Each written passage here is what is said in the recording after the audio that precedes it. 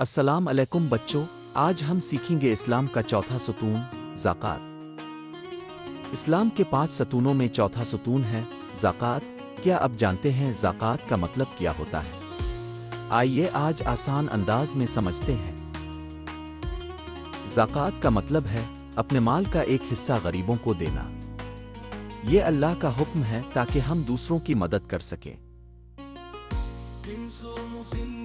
زکوٰۃ ان لوگوں کو دی جاتی ہے جن کے پاس کھانے پینے یا رہنے کی چیزیں نہ۔ ہم سب کو ان کی مدد کرنی چاہیے۔ جب ہم زکوٰۃ دیتے ہیں تو اللہ تعالی ہم سے راضی ہوتا ہے اور ہمیں اور زیادہ دیتا ہے۔ زکوٰۃ دلوں کو صاف کرتی ہے۔ زکوٰۃ ایک خوشحال اور محبت بھرا معاشرہ بناتی ہے جہاں سب ایک دوسرے کی مدد کرتے ہیں۔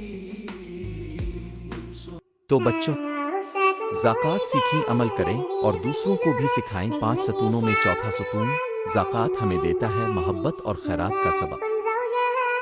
مسلمز زون کو سبسکرائب ضرور کریں۔